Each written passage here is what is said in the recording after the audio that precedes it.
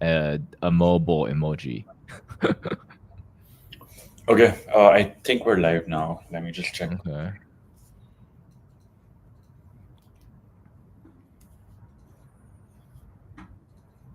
Okay. Hello. Let me make sure my mic is also tuned up correctly. Yes, it looks like we are good. Okay. Can you hear me all right? All right, Yep. cool. I guess how many? I think I see one viewer here. I'm going to wait for another minute here. Yeah, I think we can wait for a couple of minutes.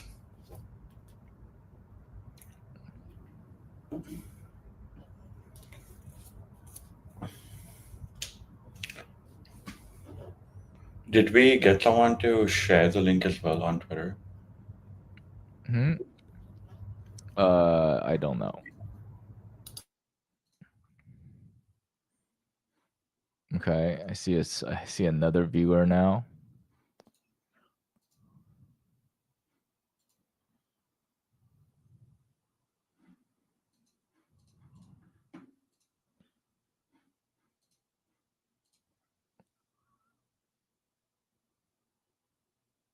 Hello. If you're in chat, please press 1. Type 1 in chat if you're in chat.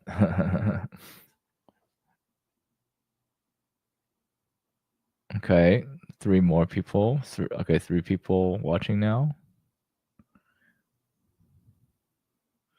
I'm going to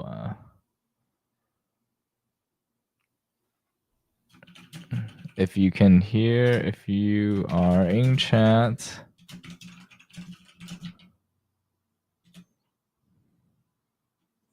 Nice.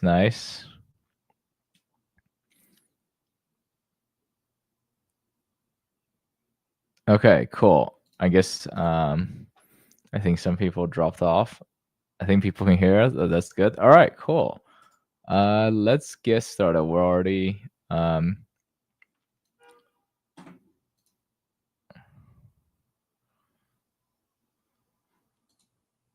you've got 1,000 pounds in Syria on Raoul Paul's advice on X.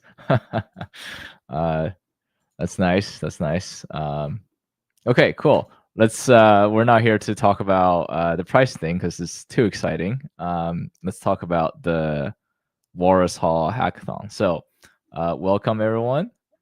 Thanks for joining for the second workshop for the Walrus online hackathon. So we went over how you can store and retrieve files on Walrus last time. And if you missed that workshop, please go rewatch the recording on YouTube. It's already there. You can rewatch it. You can pause it and analyze it however much you want. But this time we're going to go over SEAL. So let's get started. So I'm going to show you how to use Walrus and SEAL to build more interesting decentralized application here. So here is today's agenda. We're going to go over what is SEAL, how do you encrypt things with SEAL, and how do you decrypt it, and then the next steps on your journey to the Walrus Haulout hackathon. So what is SEAL? Well, SEAL is a decentralized secret management protocol that leverages SWI for access control. So this sounds complicated, but essentially it means it's a tool that allows you to define who gets access to your encrypted data in a decentralized manner. Why do we need SEAL? So before SEAL, you can encrypt your data and put them on chain or on Walrus. But sharing this decryption key introduces additional security concerns. So what SEAL allows you to do is manage this decryption process in a generic manner by simply defining what criteria need to be fulfilled on chain. So SEAL splits this secret into fragments during encryption, and it will gather the key fragments behind the scene once the protocol confirms that the criteria are fulfilled. So seal consists of two parts, as we discussed before. The on-chain access control policy, which are defined in Move, and the off-chain seal servers. So they are the ones that verify the access control by dry running the transactions. So if the verification is successful, the key server will send you a fragment of the decryption key to the sender that actually requested this particular secret key. So how does it all work exactly? So interacting with Seal mainly involves two functions. You either encrypt or decrypt, and both of these actions happen on the client side. So user first generates a base key, and Seal then splits this key into multiple parts. So each key server will hold a piece of this public key that a user will then use to encrypt each base key pair. So you're using these Seal key servers public key to encrypt a share of your secret key, right? So these key server can randomly generate. So the key server can randomly generate. Sorry, it's not randomly. They will only generate a decryption key if the criteria defined in the access policy are met. So the content creators can then store these encrypted key shares however they want, right? So and the next part is, so when we derive, so we then derive another key from this base key, which we kind of split into different pieces and then encrypt it with the key server's public key. So we use this base key to derive a key to actually encrypt our data. So the encrypted data can then be stored on Walrus or on anywhere else. So it is not really completely dependent on Walrus, to say. So let's jump right into a demo so we can see how this encryption works, right? So we'll demo the process first, and then we'll show you the code. So let me stop sharing here, and let me share my entire screen so you can see it.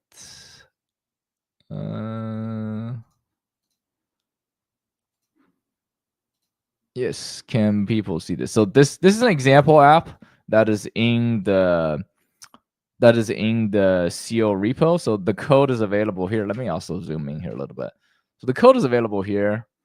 I'm just gonna go to show you guys, right? So this is the examples under Miston Labs /Seal. So this is on GitHub as well. You can kind of just go in there, go to the examples here directory, and you'll be able to see what we're doing here.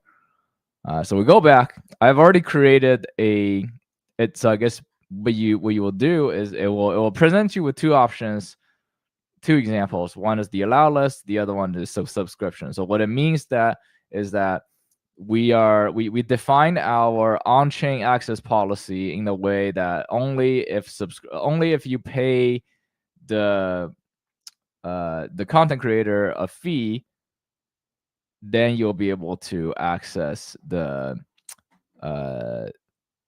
actual underlying data. So if we go back to our to the actual code here, I think if you go to move resources, so this is a subscription move contract. So this is defined in contract. So the access control policy, this part is defined in move. So we search for seal approve. So in here you will see it has an approve internal function, which means that only if you have a subscription object, we will then be able to release that fragment of the key pair. So let's see how it works by encrypting some files. So I'm going to go back here. I'm going to encrypt some files. See if I can do that. Yes. See if I can upload this one image first. So we're going to encrypt and upload to Walrus. So this is using the publisher API since the file is fairly small. So we can also inspect this. Actually, we don't have to do that. We can just click on this. So the encrypted blob is here. So I just downloaded it, right? The SUI object here itself. This is the underlying SUI object. So you can see it's created 20 seconds ago. This is the encrypted. This is the encrypted file that has been encrypted by Seal, right? And then let's also upload another one. Actually, let's associate the file to a SUI object, which means that it's associating this SUI object, which is a representation of this encrypted file on Walrus. We're basically attaching this thing to our access policy so that if you are part of this access policy, if you fulfill the criteria, then you'll be able to access this particular file. So here I need to sign a transaction and then you can see what it's actually doing here. So we go to the transaction page. You can see that it is calling this publish function here. And I'm going to approve this. I'm going to then go back to here. So this is the underlying function here. It's basically adding this blob ID to the actual access policy as a dynamic field. So let's go back to our file. Let's upload another one. And then we can encrypt this again.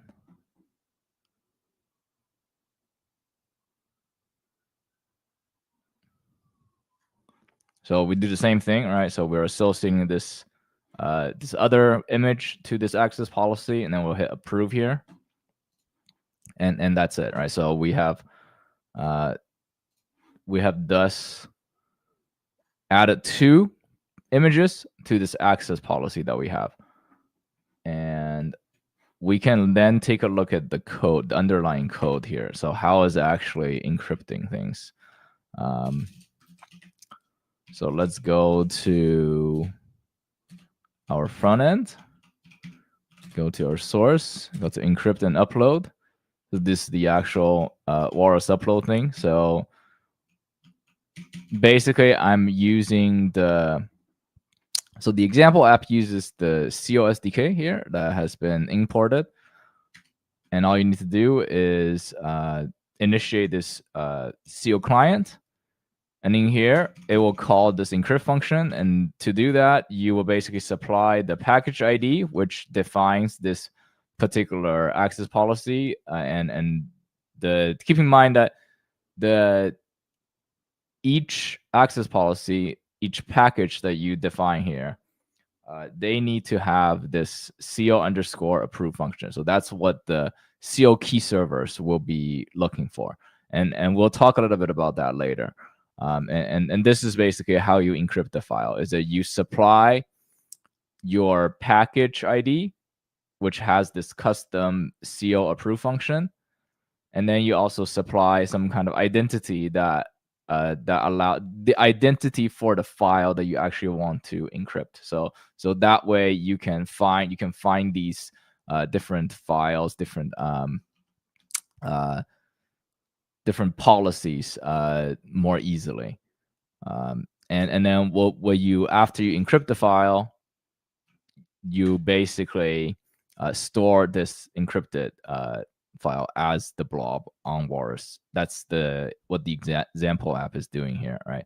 So every time I click, remember when I click the encrypt and upload to Walrus, it's basically doing this. It's going to handle submit function here. And it's basically encrypting the file with Seal and then uploading that to Walrus. So that's the encryption part. Any questions we have here? Let's take a look at the question side. Okay, no questions. Let's go back to the presentation.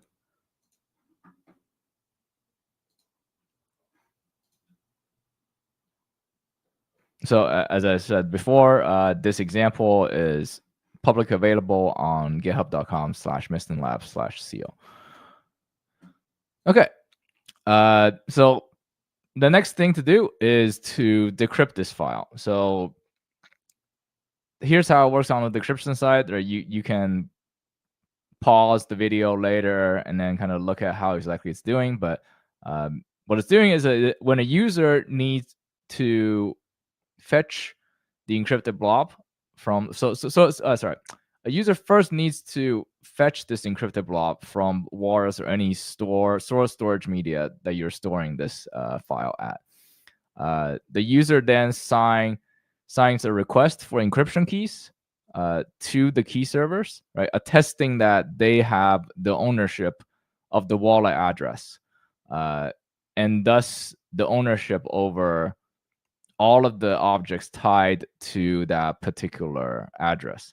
So this happens on the client side and doesn't actually need any on-chain transactions. So the user only needs to sign this every 10 minutes or so, depending on the session, right? So which makes retrieving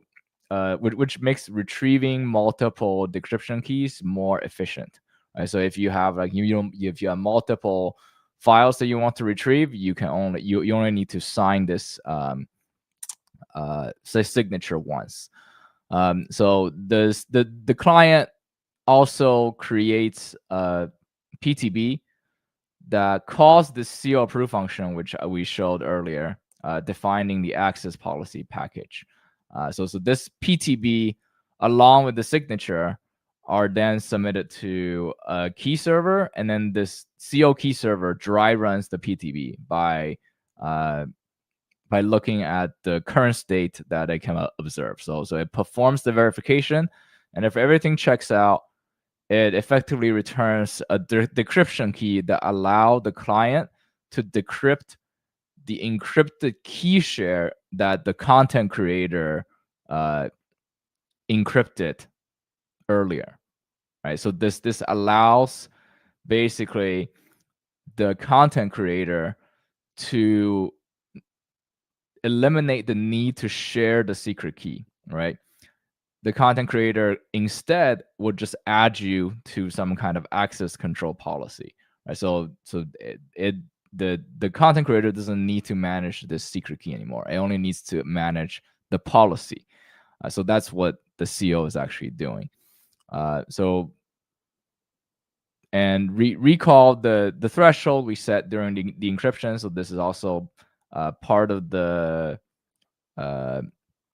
thing that I can show you guys later, which is this: during the encryption process, you can specify how many CO key server needs to sign the particular needs to approve your access control in order for you to actually reconstruct back this secret key that the content creator originally used to encrypt the file. So once the enough key shares are obtained and decrypted from various key servers, the client can then, so in this case, the browser would then be able to recover this symmetric key that was used to encrypt the data in the first place. So what you'll actually end up seeing is basically a pop-up saying, sign the signature proving you are who you are, and also proving that you are part of this access control package, that you have access to it, right? So without further ado, let's take a look at the decryption process. So let's let me stop sharing here and share my entire screen so you guys can see this. So we're back at the demo app, right? It says share this link with other users to subscribe to this service and access this file. So I'm going to click on this link. Basically, to access the file, this is how the policy was defined, right? I need to basically pay a certain amount of SUI in order to view the content of the file. So I'm going to subscribe with 1,000 MIST, which is very, very small amount. In this case, it's just for demo purpose. In real life, you might need to tweak this the numbers here a little bit, right? So let's see what it's actually doing here. It is basically calling the transfer function here. So let's go take a look at this function, how it's defined, right? So in here, we have the example move. So we have the transfer function here. Actually, let's see. What is this calling? Oh, sorry. It's calling the subscribe function, and then it's transferring the. So the subscribe function basically is okay. So it gives a subscription object, right? So by what it's doing is that it's taking in a fee payment, and it transfers this particular coin to the actual content creator, right? This is what we said earlier, and then it will release this subscription object. It will basically issue this subscription object to the subscriber, which then grants you access to this access policy. So then in this PTB, we then transfer the subscription object to our wallet. So let's hit approve here. So now you see that the button changed states here, and we can go over the code there later. And then I'm going to just click on download and decrypt all the files here. So remember earlier that we only need to sign we only need to sign this signature, right? We don't actually need to do any kind of on-chain stuff here, because once we subscribe to the access policy, that's the end of the on-chain interaction. So the key server is going to dry run this and confirm that we are who we are and we have access to this particular access policy. So let me sign this. And I think I should be able to see two images here. There it is. There we go. We have the KEKW image, as well as the a meme from Star Wars. So that's kind of the decryption process in the demo. But let's take a look at the code here, right? So here I have the code of when it's actually being generated. So when it's actually doing. So remember, what we did was when we click on the file, we download and decrypted all the files, right? So remember, download and decrypt all the files. This is kind of where that particular button is at. And what it's doing is it's calling this onView function. And inside this onView function, if there's no subscription ID, it's going to handle it's going to handle the subscription. If you do have a subscription, it's basically going to construct a move call with the package ID, which we talked about earlier, and the access policy ID and the subscription ID.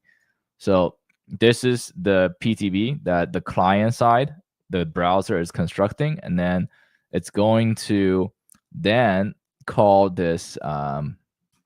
It's going to call this download and decrypt function. Let's see what it's actually doing here in the download and decrypt function.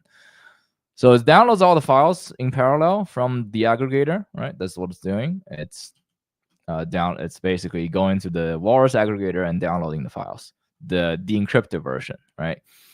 And it will fetch keys from the key servers by constructing this PTB here. And once the PTB is constructed, it then calls this fetch keys function.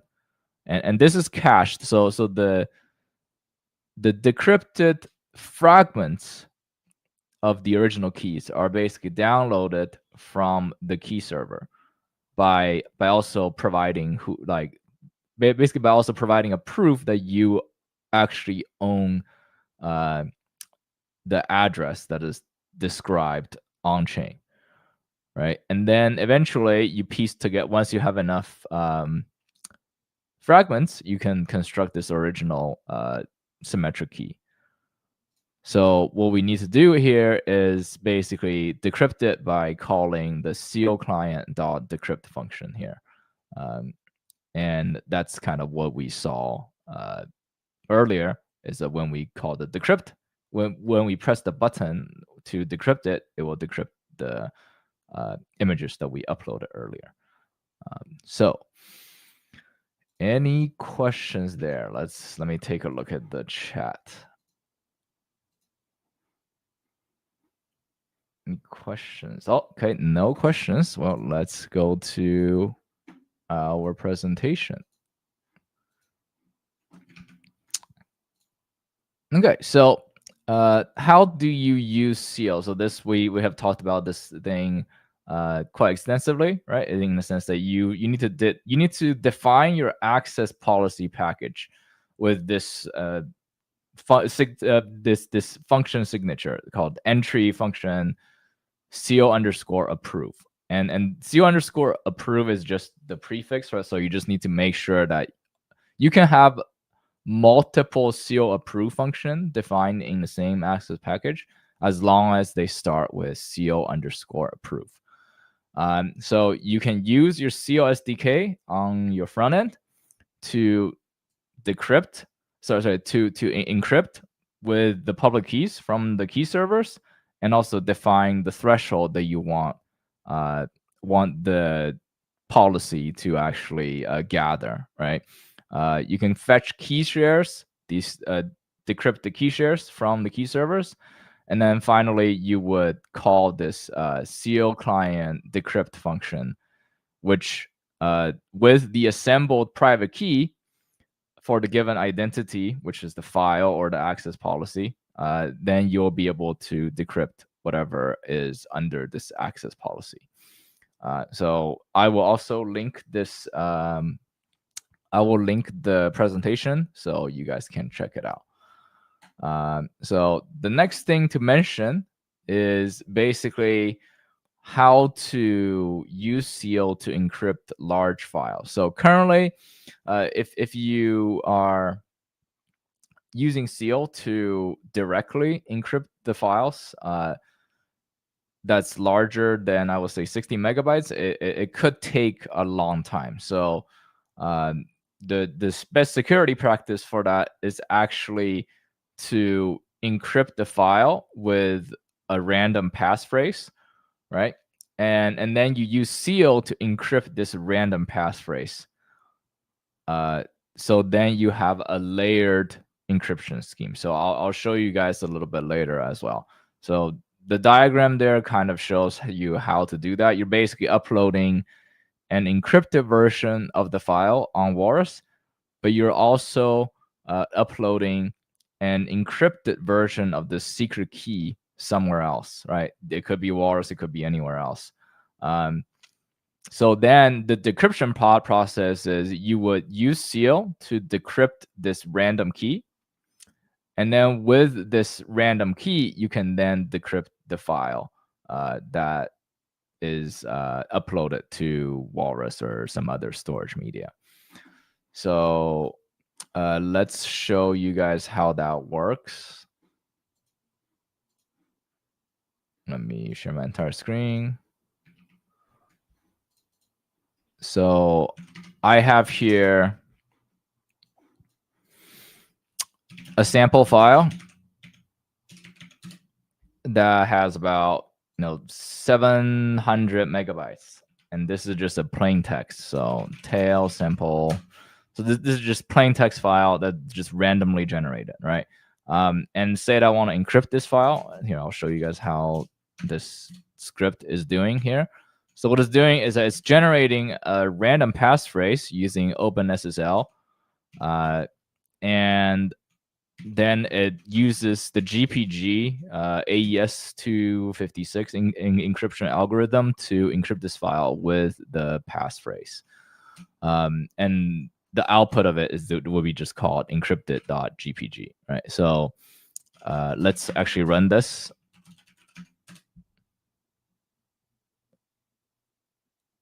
So it's going to take a while. It's 700 megabytes.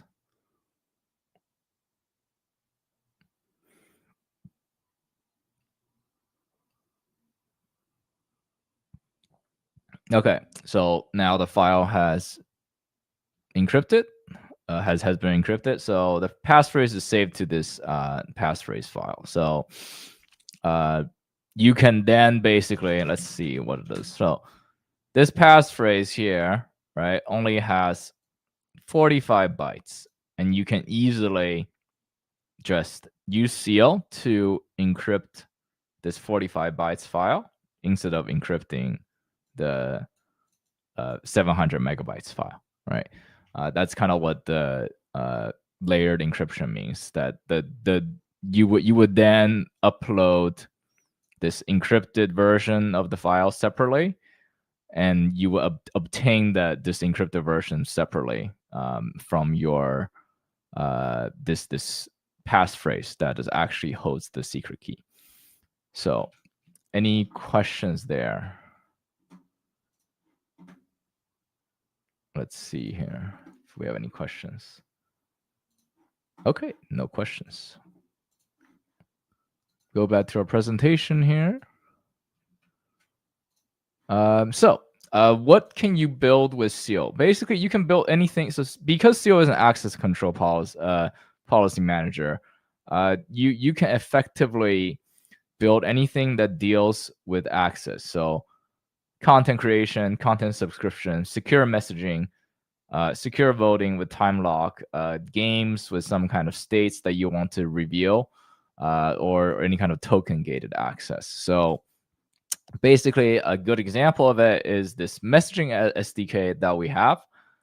So the messaging SDK allows you to securely message people between different using your wallet itself, right? So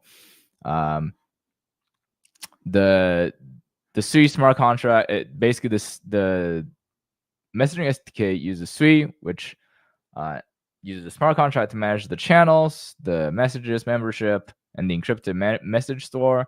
Walrus to store all of the encrypted message, as well as Seal to basically encrypt the message themselves with the attachment, and also the programmable access policies that we have talked about earlier.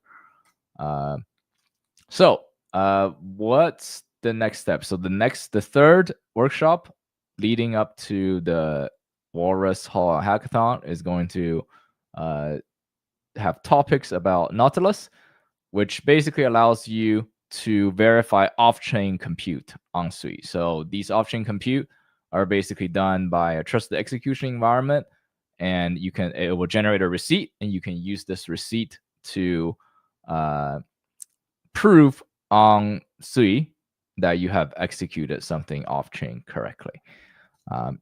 So for any further questions, please refer to the docs here, seal-docs.wall.app. I think, Amog, if you can pin the banner to the stream, people can see that, as well as a couple other resources that you can use to ask for help. So that concludes today's workshop. And let's see if we have any questions here.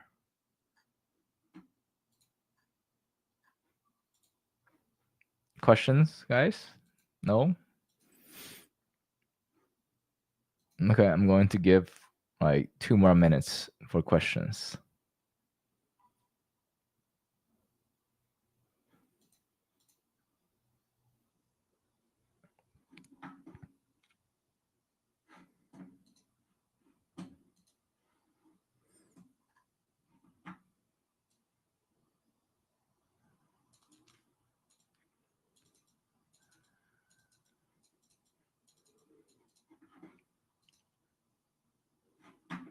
Yep.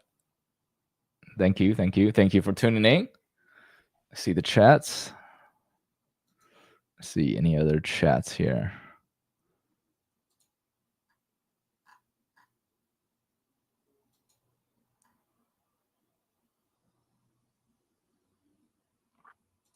Okay, no questions. We're gonna wait for another minute.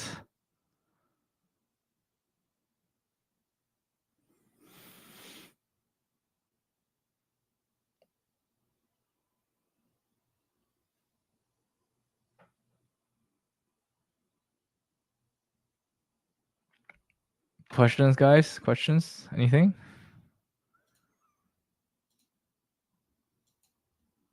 Okay, very shy crowd today.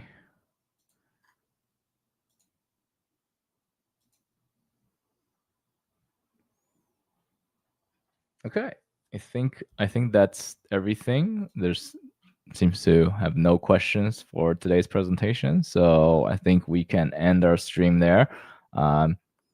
Yeah, so I guess if you have any questions these are the resources there that you can kind of get help or read more about what we just talked about. So go play with the example app and let us know if you have anything that you wanted to know. Okay, cool. Let's end the stream right here. See ya in the third one.